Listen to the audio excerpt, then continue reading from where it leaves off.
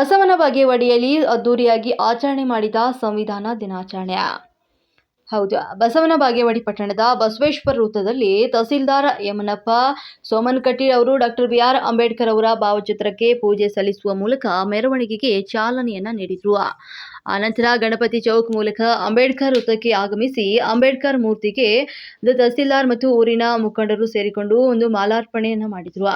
ತದನಂತರ ಮೆರವಣಿಗೆಯು ತೆಲಗಿ ರಸ್ತೆಯ ಸರ್ಕಾರಿ ಹೆಣ್ಣು ಮಕ್ಕಳ ಪ್ರಾಥಮಿಕ ಶಾಲೆಯ ಆವರಣದಲ್ಲಿ ಹಮ್ಮಿಕೊಂಡಂತ ಸಂವಿಧಾನ ದಿನಾಚರಣೆಯ ವೇದಿಕೆ ಕಾರ್ಯಕ್ರಮ ನಡೆಯಿತು. ತಹಸೀಲ್ದಾರರ ಯಮನಪ್ಪ ಸೋಮನಕಟ್ಟಿ, ಮಂಜುಳಾ ಹಿರೇಮನಿ ಎಲ್ಲ ಸಮಾಜದ ಮುಖಂಡರು ಸೇರಿಕೊಂಡು ಜ್ಯೋತಿ ಬೆಳಗುವ ಮೂಲಕ ಕಾರ್ಯಕ್ರಮಕ್ಕೆ ಚಾಲನೆಯನ್ನ ನೀಡಿದರು. ತಹಸೀಲ್ದಾರರಾದಂತಹ ಯಮನಪ್ಪ ಸೋಮನಕಟ್ಟಿರವರು ಉದ್ಘಾಟಿಸಿ ಮಾತನಾಡಿದವರು, ಸಂವಿಧಾನ ಕುರಿತು ನಾವು ಸಂವಿಧಾನದ ಅಡಿಯಲ್ಲಿ ಬದುಕ್ತಾ ಇರುವುದರಿಂದಾಗಿ ನಾಗರಿಕರಲ್ಲಿ ಸಂವಿಧಾನಿಕ ಮೌಲ್ಯಗಳಿಗೆ ಗೌರವ ಹಾಗೂ ಜಾಗೃತಿ ಹೆಚ್ಚಿಸುವ ಉದ್ದೇಶವನ್ನ ಹೊಂದಲಾಗಿದ್ದು, ಡಾಕ್ಟರ್ ಬಿ.ಆರ್. ಅಂಬೇಡ್ಕರ್ ಅವರು ಸಂವಿಧಾನ ರಚನೆ ಮಾಡಿರುವುದು ಹಲವಾರು ದೇಶಗಳನ್ನ ಸುತ್ತಿರುವುದಲ್ಲದೆ ಆ ದೇಶಗಳ ಸಂವಿಧಾನ ಅಧ್ಯಯನ ಮಾಡಿ ಭಾರತ ದೇಶದ ಎಲ್ಲ ಸಮುದಾಯ ಧರ್ಮದ ಜನರಿಗೆ ತಕ್ಕಾದಂತಹ ವಿಶ್ವವೇ ಮೆಚ್ಚುವಂತಹ ಸೂಕ್ತ ಸಂವಿಧಾನವನ್ನ ದೇಶಕ್ಕೆ ನೀಡಿದ್ದಾರೆ ಅಂತ ಹೇಳಿದ್ರು. ಸಾಹಿತಿಗಳಾದಂತಹ ಅಶೋಕ್ ಹಂಚಲಿರವರು ಸಂವಿಧಾನ ಮತ್ತು ಅಂಬೇಡ್ಕರ್ ಕುರಿತು ಮಾತನಾಡುತ್ತಾ, ನವೆಂಬರ್ 26, 1949 ಪ್ರತಿ ಭಾರತೀಯನು ಹೆಮ್ಮೆ ಪಡುವಂತಹ ದಿನವಾಗಿದ್ದು, ಅದಲ್ಲದೆ ಪ್ರತಿಯೊಬ್ಬರಿಗೂ ಕೂಡ ಸಮಾನತೆಯ ಹಕ್ಕು ಮತ್ತು ಸ್ವತಃ ನಿರ್ಧಾರ ತೆಗೆದುಕೊಳ್ಳುವಂತಹ ಹಕ್ಕನ್ನ ನೀಡುವ ಸಂವಿಧಾನ ರಚಿಸಿದ ದಿನವಾಗಿದೆ ಅಂತ ಹೇಳಿದ್ರು. ಸಮಾಜ ಇಲಾಖೆಯ ಕಲ್ಯಾಣ ಸಹಾಯಕ ನಿರ್ದೇಶಕಿ ಗ್ರೇಡ್ 1 ಮಂಜುಳಾ ಹಿರೇಮನಿಯವರು ಕಾರ್ಯಕ್ರಮದಲ್ಲಿ ಸಂವಿಧಾನಿಕ ಪೀಠಿಕೆಯನ್ನು ವಾಚಿಸಿದ್ರು. ಸ್ಪರ್ಧೆಯಲ್ಲಿ ಭಾಗವಹಿಸಿದ ಶಾಲೆಯ ಕಾರ್ಯಕ್ರಮದಲ್ಲಿ ಸನ್ಮಾನ ಮಾಡಲಾಯಿತು. ಇದೇ ಸಂದರ್ಭದಲ್ಲಿ ಪ್ರಕಾಶ್ ದೇಸಾಯಿ, ಎಂಎಚ್ ಯರಜರಿ, ವಸಂತ ರಾಠೋಡ್ ಮತ್ತು ವಿದ್ಯಾಧರ್ ಕಲಾದಗಿ, ಮಂಜುಳಾ ಹಿರೇಮನಿ, ಶಾಂತಾಬಾಯಿ ನಿಂಬಾಳ್, ಶಿಲ್ಪಾ ಹಿರೇಮಠ್, ಅರವಿಂದ ಸಾಲವಾಡಗಿ, ಗುರುರಾಜ ಗುಡಿಮನಿ ಮತ್ತು ಮಾಂತೇಶ್ ಸಾಸವಾಳ್ ಮತ್ತು ಊರಿನ ಮುಖಂಡರು, ಸರ್ಕಾರಿ ಅಧಿಕಾರಿಗಳು, ಶಾಲೆಯ ವಿದ್ಯಾರ್ಥಿನಿಯರು ಭಾಗಿಯಾಗಿದ್ದರು. ವರದಿ ಬಂದೆ ನವಾಜ್ ಕೋಳ್ಯಾಳ್. ಬಿ.ಆರ್. ಅಂಬೇಡ್ಕರ್ ಅವರು ಕೊಲಂಬಿಯಾ ವಿಶ್ವವಿದ್ಯಾಲಯಕ್ಕೆ ಹೋಗ್ತಾರೆ. ಅಲ್ಲಿ ಹೋಗಿ ಅರ್ಥಶಾಸ್ತ್ರದ ಮೇಲೆ PhD ಅನ್ನ ಪಡ್ಕೋತಾರೆ.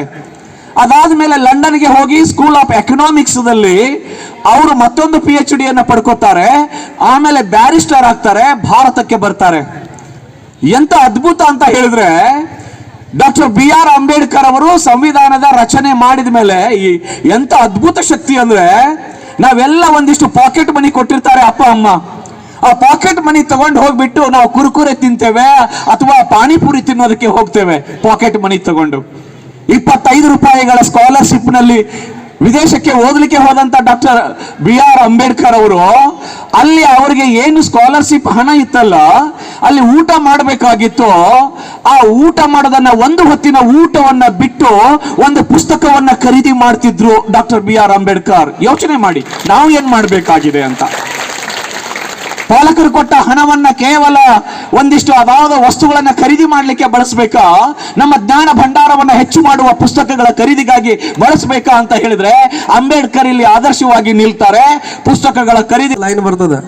1949ನೇ ಇಸವಿ ನವೆಂಬರ್ 26ರಂದು ಈ ಸಂವಿಧಾನವನ್ನು ಅಧಿನಿಯಮಿಸಿ ಅಂಗೀಕರಿಸಿ ಅರ್ಪಿಸಿಕೊಂಡಿದ್ದೇವೆ ಅಂತ ಹೇಳಿ.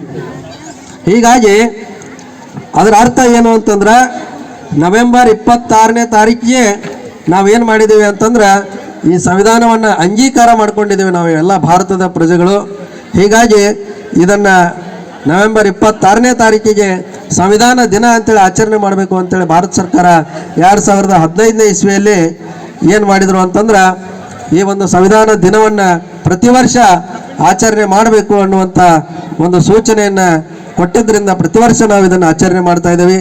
ಹೀಗಾಗಿ ಅಂಥ ಮಹನೀಯರನ್ನು ನಾವು ಇವತ್ತು ನೆನೆಸ್ಕೊಳ್ತಾ, ಈ ಒಂದು ಅವರು ಬರೆದುಕೊಟ್ಟಂಥ ಸಂವಿಧಾನವನ್ನು ಅಧ್ಯಯನ ಮಾಡುತ್ತಾ, ಅವರಂತೆ ಅವರ ಹಾದಿಯಲ್ಲಿ ನಾವು ಕೂಡ ನಡೆದು ನಮ್ಮ ದೇಶದ ಅಭಿವೃದ್ಧಿಗಾಗಿ ನೀವೆಲ್ಲ ಒಂದು ಸಣ್ಣ ಕೊಡುಗೆಯನ್ನು ನೀಡುವುದರ ಮುಖಾಂತರ ಈ ಒಂದು ವ್ಯಕ್ತಿಗಳಿಗೆ ಗೌರವವನ್ನು ಕೊಡೋಣ ಅಂತಕ್ಕಂಥ ಮಾತನ್ನು ಹೇಳ್ತಾ ಅಲ್ಲಿಂದ ನಿಮಗೆ ಆಶ್ಚರ್ಯ ಏನು ಅಂದ್ರೆ, ಯಾವ ದೇಶಕ್ಕೆ ಹೋಗಿ ಡಾಕ್ಟರೇಟ್ ಪದವಿಯನ್ನ ಪಡ್ಕೊಂಡು ಬಂದಿದ್ದಾರಲ್ಲ ಡಾಕ್ಟರ್ ಬಿ.ಆರ್. ಅಂಬೇಡ್ಕರ್ ಅವರಿಗೆ ಆ ವಿಶ್ವವಿದ್ಯಾಲಯದಲ್ಲಿ ಇವತ್ತು ಹೋಗಿ ತೆಗೆದು ನೋಡಿ, ಅಲ್ಲಿ ಏನು ಅತಿ ಹೆಚ್ಚು ಪುಸ್ತಕಗಳನ್ನ ತೆಗೆದುಕೊಂಡು ಓದಿದ ಹೆಸರು ಯಾರ ಹೆಸರಿನಲ್ಲಿದೆ ಅಂತ ಹೇಳಿದ್ರೆ ಅದು ಇದುವರೆಗೆ ಡಾಕ್ಟರ್ BR ಅಂಬೇಡ್ಕರ್ ಅವರ ಹೆಸರಲ್ಲಿದೆ.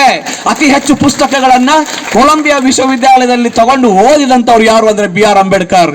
ಸುಮ್ಮನೆ ಅಂಬೇಡ್ಕರ್ ಆಗೋದಕ್ಕೆ ಆಗೋದಿಲ್ಲ, ಹಾಗೆ ಓದ್ತಾರೆ ಅಂಬೇಡ್ಕರ್.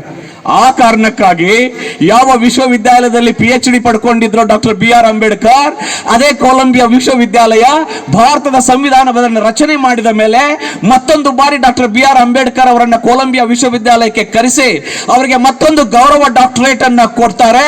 ಇವತ್ತು ಕೊಲಂಬಿಯಾ ವಿಶ್ವವಿದ್ಯಾಲಯದಲ್ಲಿ ಅಂಬೇಡ್ಕರ್ ಅವರ ಪುತ್ಥಳಿಯನ್ನ ನಿರ್ಮಾಣ ಮಾಡಿ ಭಾರತದ ಸಂವಿಧಾನದ ಶಿಲ್ಪಿ ಇಲ್ಲಿ ಓದಿದ್ದು ಅಂತ ಹೇಳಿ ಅಲ್ಲಿ ಬರೆದಿದ್ದಾರೆ ಅಂತ ಹೇಳಿದ್ರೆ ಅಂಬೇಡ್ಕರ್ ಅಂದ್ರೆ ಸುಮ್ಮನೆ ಆಗಲಿಲ್ಲ. ಅಂಬೇಡ್ಕರ್ ಅವರಿಗೆ ಅಂತ ಅದ್ಭುತವಾದ ಶಕ್ತಿ ಇತ್ತು. ಹೀಗಾಗಿ ಮೊದಲ ಕಾನೂನು ಮಂತ್ರಿಗಳಾದ್ರು. ಅದಕ್ಕಾಗಿ ಜವಾಹರ್ಲಾಲ್ ನೆಹರು ಅವರು ಹೇಳ್ತಾ ಇದ್ರು, ನನ್ನ ಮಂತ್ರಿ ಮಂಡಲದ ವಜ್ರ ಅದು ಡಾಕ್ಟರ್ BR ಅಂಬೇಡ್ಕರ್ ಅಂತ ಅವರನ್ನ ಪರಿಚಯ ಮಾಡ್ತಾ ಇದ್ರು ಅಂತ ಹೇಳಿದ್ರೆ ಅದು ಅಂಬೇಡ್ಕರ್ ಅವರದ್ದು ಎಂತ ಅದ್ಭುತವಾದ ಶಕ್ತಿ ಅನ್ನೋದನ್ನ ನಾವೆಲ್ಲ ನೆನಪು ಮಾಡ್ಕೊಳ್ತೇವೆ. ವಿಚಾರವಾಗಿ ನಾವು ಯಾವುದೇ ಸರ್ಕಾರಿ ಸೇವೆ ಸಲ್ಲಿಸಬೇಕಾದ್ರೆ ಸಂವಿಧಾನ ಅಡಿಯಲ್ಲೇ ಕಾರ್ಯಕ್ರಮ ನಡೆಸ್ತಾ ಇದ್ದೇವೆ. ಸಂವಿಧಾನದ ಅಡಿಯಲ್ಲೇ ಎಲ್ಲನೂ ಬ್ಯಾಕ್ಲಾಗ್ ಇರ್ಬೋದು, ಮತ್ತೊಂದದ್ದು ಇನ್ನೊಂದಿರ್ಬೋದು. ಈ ಸಂವಿಧಾನದ ಅಡಿಯಲ್ಲೇ ಎಲ್ಲನೂ ಭರ್ತಿ ಮಾಡಿಕೊಳ್ಳುವಂತ ಸಂವಿಧಾನ ಯಾಕೆ ಅಂತಂದ್ರೆ ಡಾಕ್ಟರ್ ಬಾಬಾ ಸಾಹೇಬ್ ಅಂಬೇಡ್ಕರ್ ಅವರು ಈ ದೇಶಕ್ಕೆ ಬೇರೆ ಬೇರೆ ದೇಶಕ್ಕೆ ಹೋಗಿ ಸಂವಿಧಾನವನ್ನು ಬರೆದಂಥವರು. ಅದಕ್ಕಾಗಿ ನಾವು ಸಂವಿಧಾನದ ಅಡಿಯಲ್ಲೇ ಎಲ್ಲವೂ ನಡೀತಾ ಇದೆ.